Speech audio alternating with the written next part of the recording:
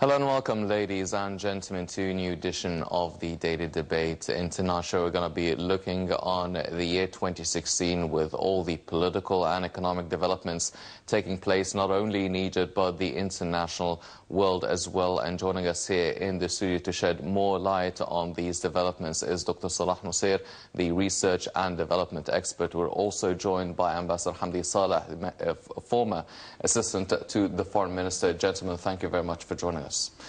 Ladies and gentlemen, before we start our discussion tonight, let's check out this report regarding Egypt's economic development over the past year, also some of the political developments as well, and we'll be right back to start off our debate.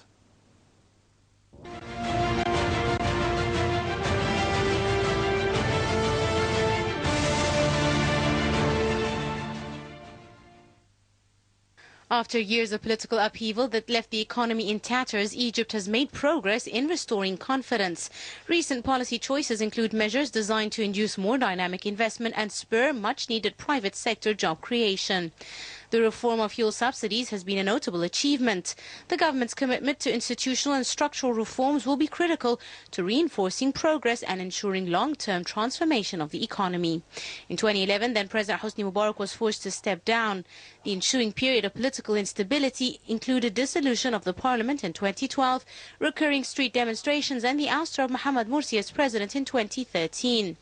A new constitution was approved by referendum on January 2014.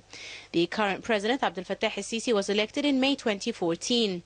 As political turmoil has subsided, the vital tourism industry has begun to revive despite continued terrorist attacks, and there are signs of increased investment and economic growth. Despite only a small amount of arable land, farming is an important part of Egypt's relatively well-diversified economy and employs about 30% of the workforce.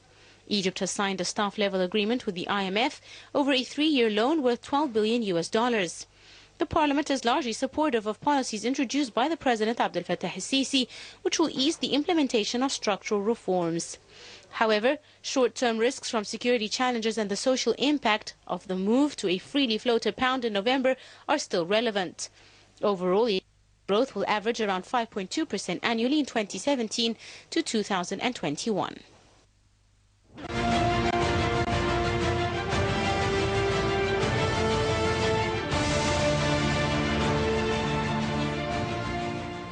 Welcome back, ladies and gentlemen. Starting off our outlook for, or review rather, for Egypt's performance over the past year. Now, Dr. Nosseir, first of all, economically, Egypt has gone through a lot of changes, a lot of developments. Quite recently, people have been really looking at the value of the Egyptian pound against the dollar.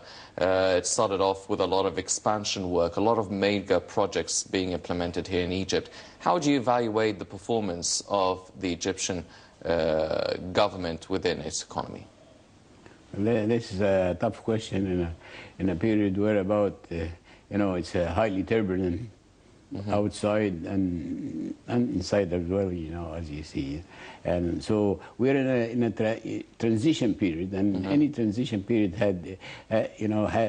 you have unique opportunities and at the same time imminent threats. And it depends how you select the proper choice and keep at it to materialize the gains after you have made your choice. And it remains to be seen, in fact, to get out of the mess of changing the value of the dollar, or at least the hard currency, let's put it this way.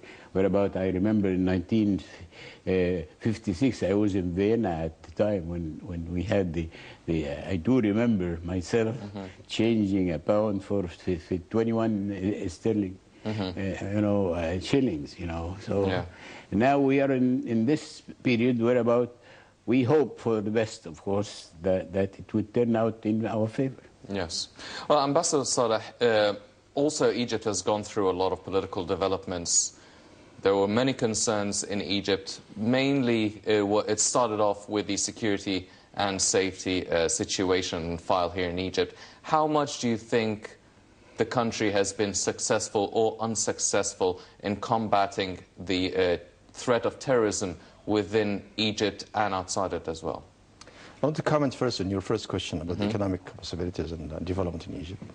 There are 4 points of departure which I think we should really look at when we talk about the Egyptian, economic development. Number one, the Sharm el-Sheikh conference about a year and a half ago or 2 years ago. Number two, the reform, the very delayed reform of the financial system and of the exchange system. Number three, the discovery of the gas. Number four is basically the ability of the Egyptian government to build so much infrastructure in a short time. So there are 2 points of strength which seems to be going very well for the government, which is infrastructure, partially at least, and second is the discovery of gas. There are 2 negative points, which is that the wasting the opportunity of the Sharm el-Sheikh.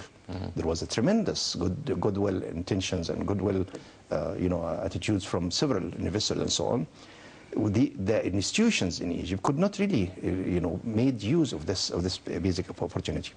But the second, the discovery of the gas as well, it's a good thing, but you really need to develop some ideas about it to see what you can do. The financial reform was very late, and as a result of that, the government and the population at large has been suffering now from this, what you talk about in terms of the increase of the value of the dollar and so on. Let me come back to the point which you mentioned about internal stability. If you look at the entire map of the region, definitely Egypt is a very stable political system, and the security apparatus has been able to control, the violence and so on to a very large extent. The violence has been only in very small pockets in Sinai, and it erupts between time and another in Cairo, as we have seen in the last couple of weeks. However, the issue now is that you should not compare Egypt to the surroundings. Egypt is a different country. It's a different type of country. It's a very well organized, country. The government has been there for thousands of years.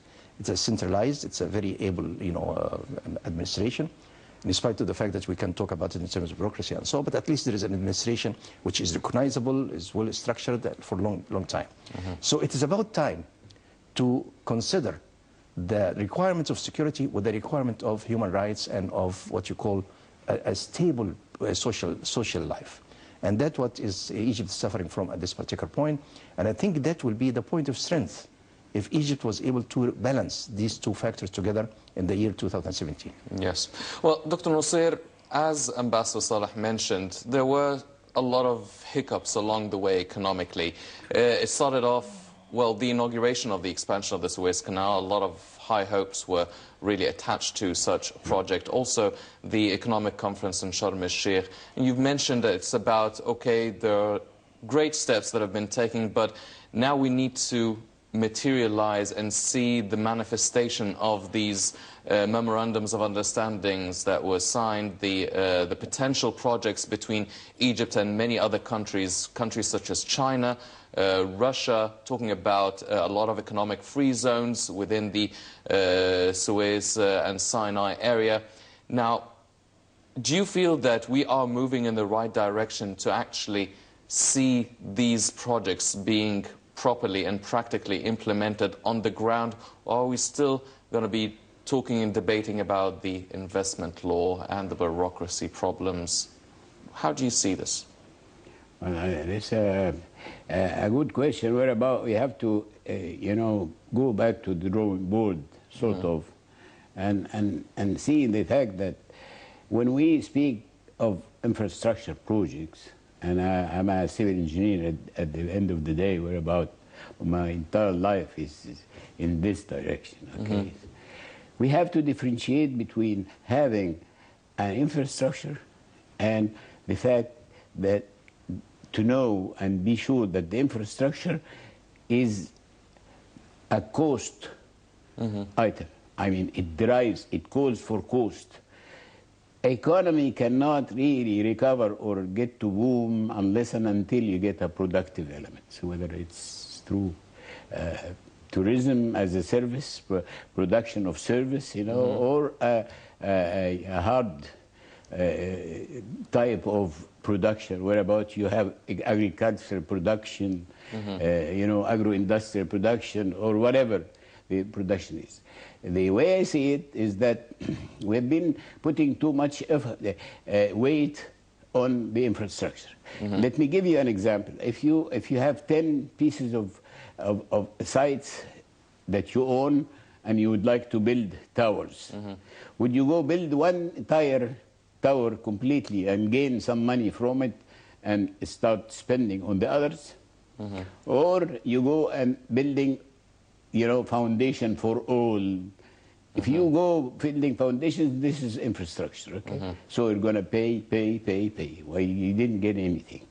But if you are to concentrate on one side, then you're going to be generating income. Once you start generating income, then you're talking about coming back with something for the masses to, and economic measures would be on the plus side. Yes. Okay? Tell me now what we're doing, because I mentioned it before that before the March economic conference, we had a conference to concentrate on not only production, but specifically on production that is based on technical knowledge, that is, and then with the R&D, which is my bread and butter, that we can generate what is enough for us to start producing whatever can get us some return. And not only that, will be a hub for, and that was our plan when we have 2 conferences to say that, and we got the experts from abroad, and we were ready to take off on that. We haven't had the chance to keep on going. We had even gotten to the point to have the investors from outside to give us whatever we need for the march of the entire developmental march. Yes. But unless and until we are having to decide on what is the investment law that you spoke of, this is essential. Because if you have money and you go in somewhere and tell you we are thinking about how we're going to deal with you, are you going to be welcoming, coming? No. So until we get that and proves to be as it claims to be, we have some problems. Personally, I'm in contact with a number of investors who are ready to come, and we have lists of what we can do, readily available, but without having the road, not the road map, the guidelines, because when you have a law, investment law, is the guidelines whereabout can you move, and how can you get your money back. Yes. Unless and until we get there, I don't see how can we get out of where we are. Yes.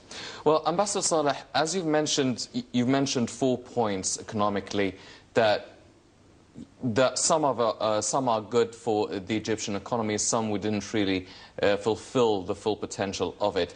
Now, one of them was the infrastructure and the mega projects. Now, Egypt has embarked on starting building an administrative capital, worked on a lot of power plants, electrical power plants, talking about the energy sector, talking about housing units and roads. But a lot of people are also talking, the Egyptian community is actually really concerned with 2 sectors, the health sector and the education as well. We've seen many efforts by the government and the presidency. However, we haven't seen practical, real improvements or a transformation within these sectors. Why do you think that is so? Do you think that it's probably a cost, or why are the reasons, and when should we expect some sort of a real reform within these 2 sectors? Let me first make an explanation of the rationale behind why the administration of Fattah al-Sisi's administration decided to go that route, which is building the infrastructure, the new canal, the new city, and so on. They have a rationale, and the rationale is the following: 3 points. One is economic.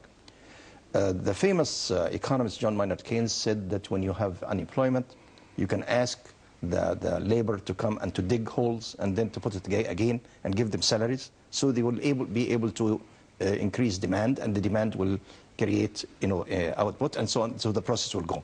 So in the final analysis, I think what they have in mind is that if they build some infrastructure, that will create a certain impetus for the economy to move on. So they have that rationale in mind. The second rationale was the fact that, they wanted to build what you call a morale, that, feeling that Egypt is really building something, accomplishing something, and so on. And I think that's semi-political, semi-economic, and it did work for a while, especially for the canal project and so on. The third point was the fact that they wanted really to develop something concrete, which they know, they know better about it. Because basically the institutions which the government is using now to build these things is the army. And the army is more trained to build these type of projects. They are not trained to build education or to build health care and so on and so on. So the rationale behind this is clear. They have done what they can. Now it's about time to change the plan a little bit, to get them to focus on what you are talking about, what you call productive sectors. What the other speaker was saying, yes, you have to build the productive sectors. But the issue is not even building a new ones. The issue is really improving and getting the old ones to work. You have a problem that, you have a very large number of factories who are not working. If you can improve on that and you can put them to work, you have public sector which is not really very efficient, and then you have in the health, the service sector in general, which needs improvement.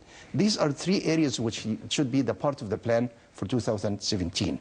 So the major point now, and I think with the improvement of the relationship between the U.S. and Egypt in 2017, as we hope, that if we can develop a plan to build a partnership between international companies, maybe American, and the public companies who are really not doing well, so both of them can work out in getting a new outlook for the company itself and expanding its productive abilities through new technology and through new capital, and B, marketing its own products in Africa and in the surrounding area. And that's one route. The second route is really to see what is the problem with the factories which are not working. You have to put some money into this and to get them to move on. The third is that you have to put a plan, a good plan, which is long-range plan, and even President Sisi said, education and health needs 10 years. It does not need 1 year. But they have to start somewhere in 2017. Yes. Dr. Nosseir, now talking about the future of the Egyptian-American relationship, a lot of people are seeing that the future of the U.S. administration is really taking much more of an economic really direction. Now, the economy and economics, they're really related to each other. But how do you see now, being Donald Trump becoming the president next month, do you think that this will take a much more economic direction, this administration, which in turn will have a much more economic relationship, a stronger economic relationship between Egypt and the U.S., and how would that reflect on the international community? Well, the way I see it is that Trump, as I was mentioning before we started the program, the word in English, as you know, it's a major change of the entire, direction, yes. And that's the way I see it. I mean, I've lived long enough in the U.S. to say that he's coming with the like in the pre-exit for England. For the UK, I think this is happening there and in Italy. This is the way I see it, that he is going to come and do what he said. And as a WASP himself, white Anglo-Saxon Protestant, he would be working for, this is the way I see it, working for the US, for the sake of US and nobody else, unless and until the equation is quite clear to him that it is, at least, if not in his favor, not bound to any constraint that would hinder him from going ahead with whatever that is. Yes. So it's a fact to me, the coming of that trend of having every nation coming to deal with its own self, sort of, we have to be prepared for this, because it's not only our relation with him, it's going to be the relation of these posts or these poles, or these magnets, and we are to be prepared to deal with this. How, this is another story now, because we start with what really is it of his priorities, you see. And if we go with his priorities, we're going to be going up. If we are not fully aware of this, the way I see it, everybody that is going to be on his, coming to, reduce his speed, that is, his inertia, his potential. And not only him, mind you, the way it's happening from Russia, happening from, every nation. And it's a trend, not only with the U.S. and with Trump, with everybody, everybody. So that's the way I see it. Yes. Well, Ambassador Saleh, if we are, the whole world is anticipating the U.S. under the presidency of Donald Trump. A lot of people expecting to change.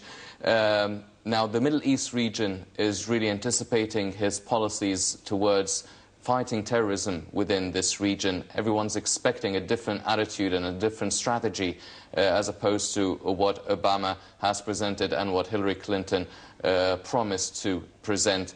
How do you see this change in the Obama administration dealing with fighting terrorism as a phenomena within the Middle East region? First, let me make a framework of where Trump will move on. I agree with the speaker about the fact that he is coming with a radical change in the American policy. I see it on the three roots: the political, the economic, and the domestic American politics. And in the three of them, you find two dimensions. One is very positive, and one is very negative. And it's up to us to really deal with both the negative and the positive, how to make use of the positive, and how to avoid the impact of the negative. In the political side, of course, there would be a lot of positive points, which is the commitment against terrorism, the commitment for stability, working with Russia in order to stabilize the Middle East. And that all falls into our strategy. It's the Egyptian strategy, and most of the Arab countries who are stable, like Jordan and Emirates and so on, are very much focused on this, and that fits very well with that. On the negative side of the political, is his attitude in general is really a little bit, not really, I don't want to use any strong word, but the attitude towards other nations and other races, it has to be modified a little bit, particularly towards Islam. And that we need a lot of work from our side to develop some type of rapport and understanding of what are the two cultures can work together. Otherwise, we are heading into what you call the clash of civilization, the old motto which everybody was talking about in the past. Now, on the economic side as well, he's going to make it a more effective effort on America in order to build its own wealth, not really to build other people's wealth. And that's a negative side, the fact that he will be focused more on American interests and so on. But the positive side will be that he will have a clear policy to deal with the international issues, which was to a large extent lacking during the Obama administration. On the domestic side, issue, there will be an issue of how he will deal with the minorities and the communities, particularly the Arab and Islamic and Egyptian minorities within the U.S., and then to what extent also the system within the U.S. will allow, under him, will allow for a more expansive cooperation between us and them. Now, having said that, the issue is that we have at least a real good change from the attitude of the Obama administration to the attitude of the Trump administration. It is the attitude of really opening up. It's not really saying we will do anything for you. It's saying we are open to you, we will be happy to see you, to talk with you, to cooperate with you. But it is up to us how we can make use of this welcoming gesture. It's not really, they are not going to give anything. They are just will let you go in the, to pass through the door, and it's up to you to cultivate relations with the business community in the U.S., with the institutions, to develop relations with the international economic community at large. What are you going to do? And the problem, this has been the problem of Egypt for a long time, because several other administrations in the past were very much committed to cooperation with Egypt. The Clinton administration, the Bush administration, and of the old time, the Carter administration. But you don't have the institutions and the groups and the elite and the people who really understand the international system and the American system to be able to connect and to make use of these opportunities, to bring the American investors and the international investors to you, and to build partnership, and to get the technology. So it is really up to us now to build this type of institution, even one or two institutions who can really work on this. Yes. Well, Dr. Nosseir, we will be talking more extensively about the political activity taking place within Egypt and the international world, but let's focus on Egypt's performance economically. Now we shed some light on what's been happening with Egypt domestically. What about internationally within the African continent? Pardon. Now, Egypt has been known that it has really neglected a lot of its African relations with other African states. However, we've been doing a lot of effort to strengthen and revitalize these relationships with the other African countries. How much do you think we've been successful in doing that, and what still needs to be done? I guess it's quite clear to everybody that since 1995, I guess, in Addis Ababa, and then we started to lose not just track but interest in dealing with the Africans, and this to me is something that is not forgettable. So you see, it's regrettable.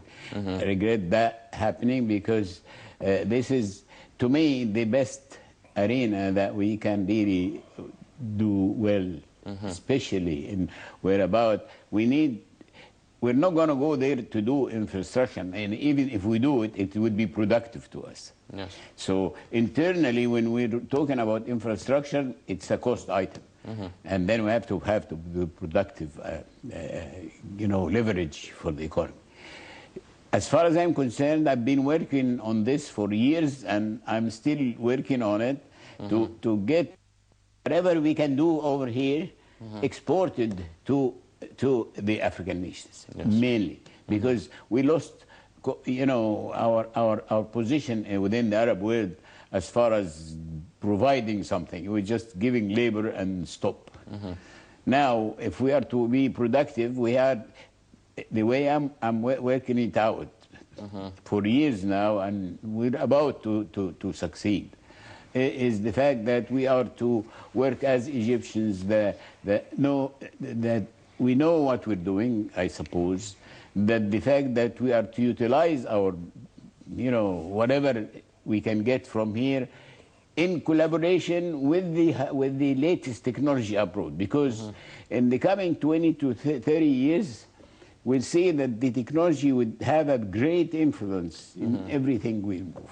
Yes. Energy, in health, and whatever. I mean, the last conference we had, we were speaking of 9 axes of development, and all of them are heavily dependent on the new technology, because the last century, the science has developed to a point, to changing the world. Look at Zuhail, what happened with Zuhail.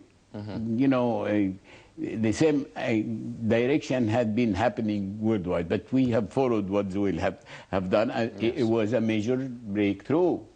In fact, this is turning now into some influence on the production itself and the process of production. And as an engineer myself, I know how important it is to take this as the seed or the launching bed, whereabout we can really go with the market in mind. Africa. Yes, definitely. And number one until 100. You see, and they have so much, that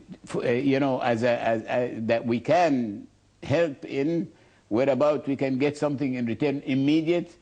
And with that, we can really, get to regain some of our software influence. Yes.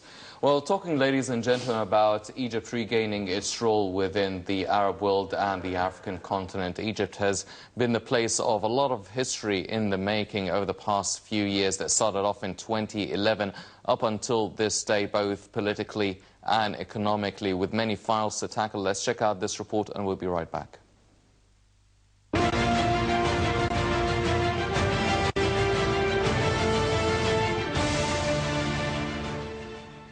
President Abdel Fattah el-Sisi said Egyptians had made history in the past few years, first revolting against corruption and despotism to claim their right to freedom, dignity and social justice, and then refusing to succumb to the tyranny of a faction that in the name of religion had put its narrow interests before those of the people. seeking to undermine the democratic process and national institutions.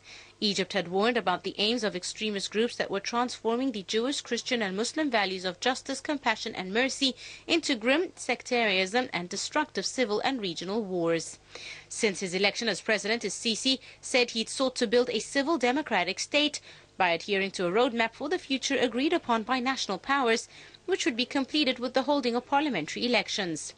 He said his aim is to build a new Egypt, a state that respects the rights and freedoms, honors its duties and ensures the coexistence of its citizens without exclusion or discrimination. The state should also respect and enforce the rule of law, guarantee freedom of speech and religion, and work towards growth, prosperity and a promising future for all Egyptians. To attain that, the government began implementing an ambitious program to spur development and build the foundation for a free market, investor-friendly economy by 2030. The new Suez Canal project was proof of the new Egypt's resolve. Such steps reflect the social contract in Egypt's new constitution to build a state with strong institutions, governed by the rule of law and the principle of separation of powers, and one not held back by terrorism.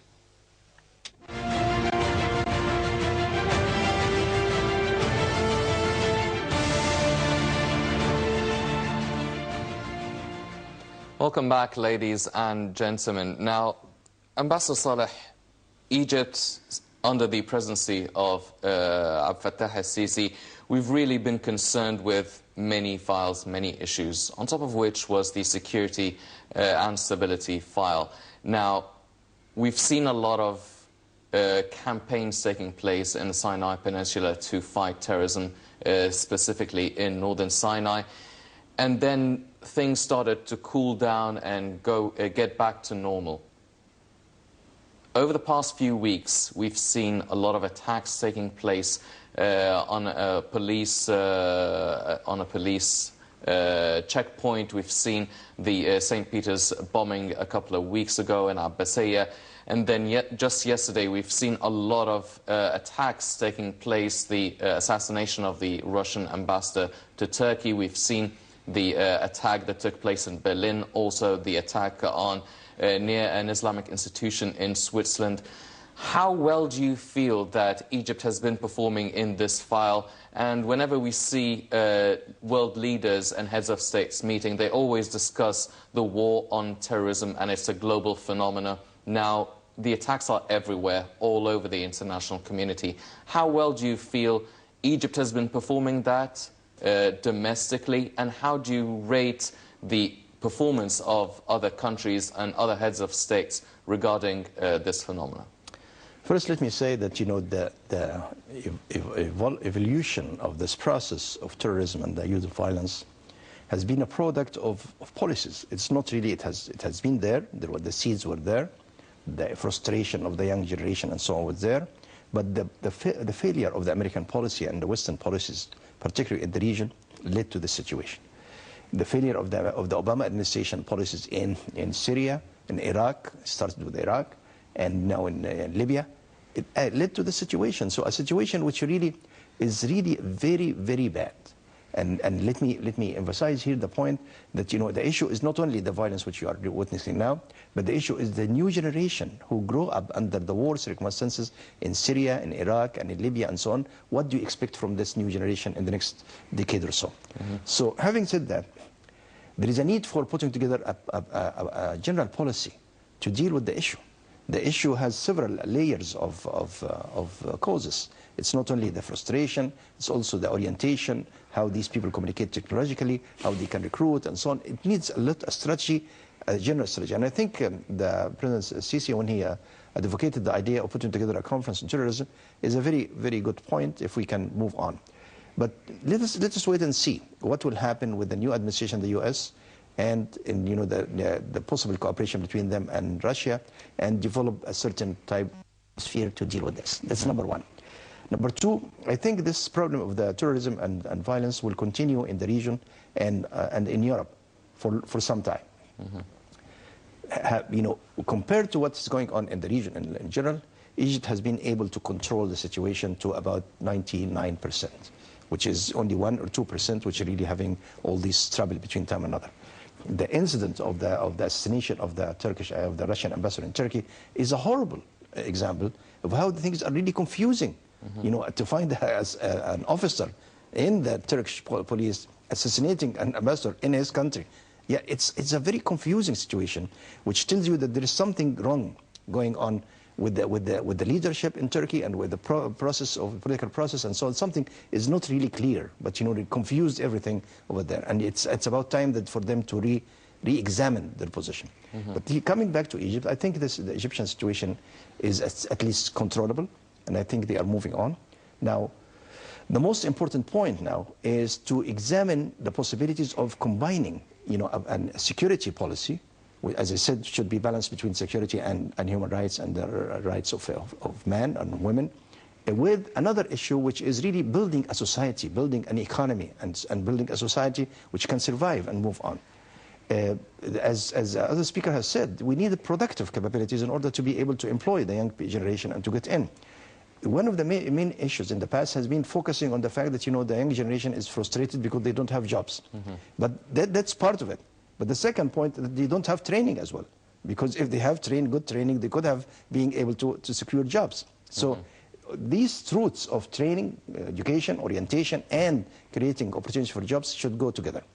The possibilities is that, you know, maybe the Western powers, the United States and Canada and Europe, will really get into this rationale and think that if they can offer a certain program for getting new projects to employ this young generation in the region, and particularly in Egypt, but also in Syria and so on, that will help. But bear in mind that, you know, this region is very wealthy. All this oil in Libya, it's not even used. All these possibilities in Syria as agriculture and so on. So if there is a plan of action which could be led by Egypt as a major Arab country to really help these societies to rebuild themselves in the near future, in the 2017, I think that would be very effective. Yes. Well, Dr. Nosseir, a lot of our talk has been really directed towards a change in the U.S. administration and the direction it will take.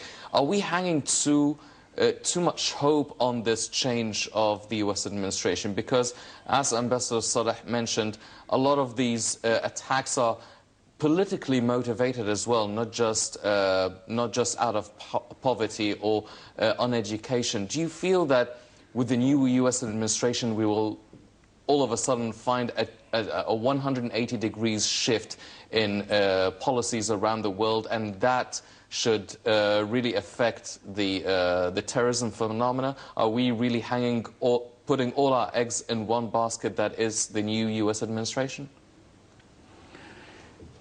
The problem here is that we are looking at the apparent causes and apparent nature of the phenomena. If we try to solve it and provide a better solution, we always go and see the roots of the causes. You know, we relate effects to causes and keep on going until we go to the set of assumptions that can rule us and regulates all, or at least give us the cause and effect until we see what we have. Until now, the way I see it, is not taking many factors which are causing what's happening. The idea is that I always give that example. Why dogs and cats are fighting each other once they get to meet? Because waving their tails means that it's happy for a dog, and it means that he's nervous or frightened in a cat. And once there is a misunderstanding, then there is a fight. To me, technology, as again I go to the technology, that made many changes in the arena, especially in the IT, the information technology, whereabout you have now social media and this and that, made a major impact on everybody who's trying to, join the action line. So they going back to surface our basic assumptions and paradigms, we'll see that the phenomena of fighting each other, what you call it terrorism, actually it's severe actions. Why? Because the dogs are seeing the cats in a different way. And if we are to realize the fact that the world has to live with each other, which was a trial to have the global look. Now the global look is coming down to every country, is trying to reevaluate its entire thing. So we are with this as a background. I see that the conflict between sectors within each society would be for quite some time, will be here to stay for quite some time. And so we have to plan in living within a turbulent environment.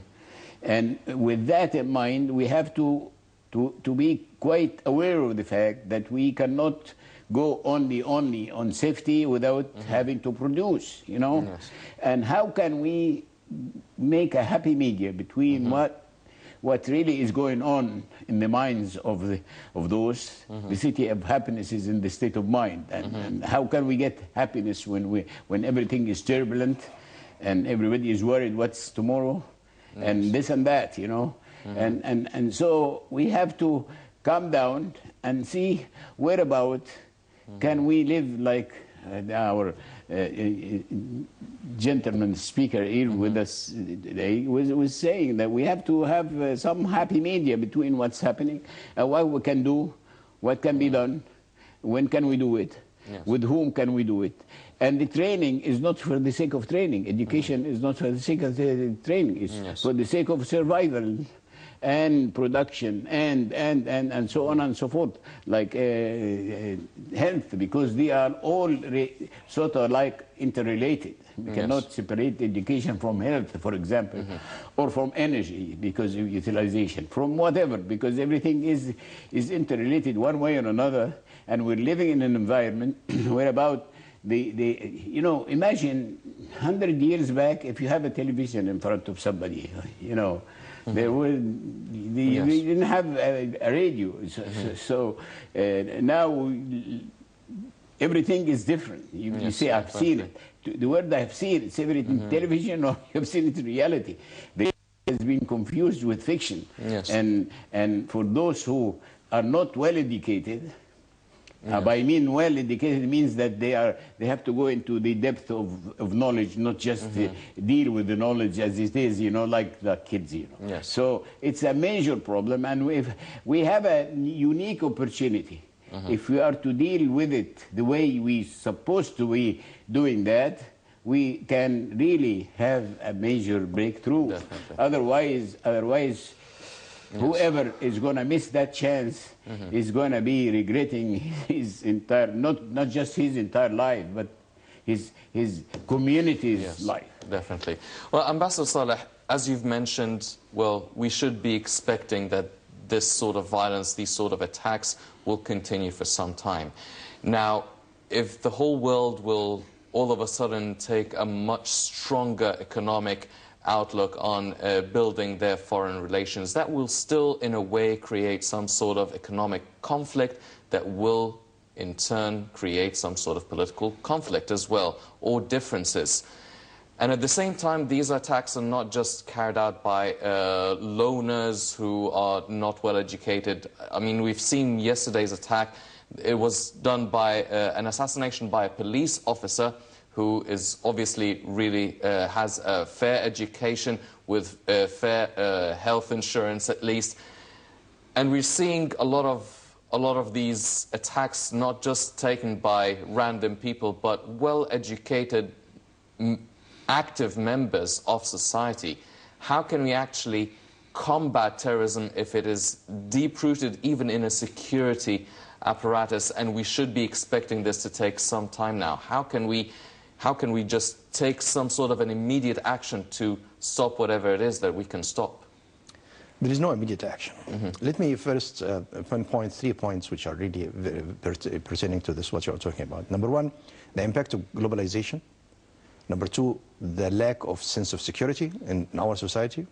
And number three, the possibilities for rebuilding. So number one, the issue that globalization and what the other speaker was talking about, has tremendous impact on societies who are traditional societies.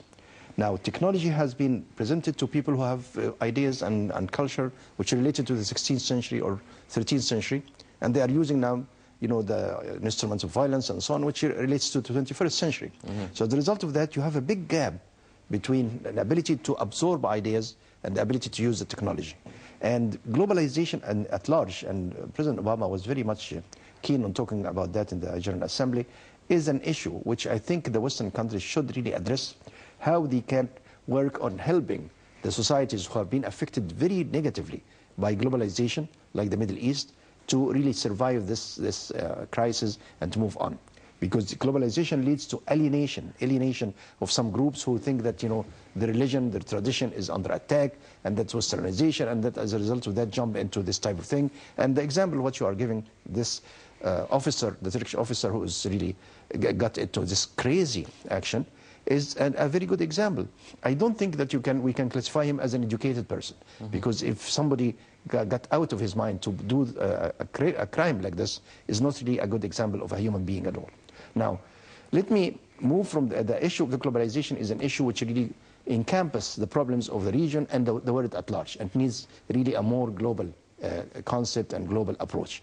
But the second point, with regard to security in Egypt and the possibility of expanding the political process and so on, we have a major problem in this country, which is the behavior of the individual. There is a lack of a sense of security, in spite of all the security apparatus are doing. But in the final analysis, if you go into any of the public institutions and you pass into the door, you find the security guard sitting over there. It doesn't even look at you carefully. He doesn't have a sense of security. And as a result of that, most of these crimes which happen is a result of the fact that, you know, the people whom you have working for the security, they don't have the sense. They are not really keen on doing what you call a security process. Bear in mind that, you know, in the developed countries, in the United States and Europe, they have what you call a neighborhood security. That even the neighborhoods themselves should look around and see what's going on and report whatever something which seems to be suspicious, so we can move on. So the most important point at this particular time in Egypt is to try to make an orientation for at least a number of people, a large number of people who are working on security, to have a real sense of security. It's not only the training to have to use the weapons, but the training to really deal with what is an issue of a crime or an issue of using violence or what can happen in the future. That's number one. But number two also, you have to deal with the issue in terms of it's a composite issue. It's not really an issue of just a group of people who are really getting out of that. It's an issue of a society who is feeling under pressure. And under pressure, as a result of that, some of them getting into the margin of the society and getting into this crazy action and so on. You have to deal with that and you have to work on this. In France, for example, we have a major problem that they neglected the groups around Paris and the people who are living there, and as a result of that, these Algerians and Moroccan and so on are really out of the French culture entirely and out of the Islamic culture, and as a result of that, they are playing in a nowhere, what you call nowhere area. So as a result of that, they move into joining Daesh and others in Syria and so on. The third point which I would like to emphasize is the fact that we need really to move into building a society. And all these efforts has to converge together to building a society which can really work together. And the idea of tolerance, the principle of tolerance should be emphasized. Definitely. Well, ladies and gentlemen, a lot of developments took place in the year 2016, whether in Egypt or internationally as well, with many files, be it the economic ones or safety and security ones under the political umbrella, are taking place, and still a lot to look forward to in 2017. Unfortunately, that's all the time we have for this edition of the Daily Debate. But before we go, I'd like to thank our very distinguished guest, Dr. Salah Nosseir, the research and development expert. I'd also like to thank very much His Excellency Ambassador Hamdy Saleh, former Assistant Foreign Minister. Gentlemen, thank you very much for joining us this evening. Thanks. Ladies and gentlemen, please stay tuned for more coming up on Nile International. I'm Hani Saif. Thank you for joining us.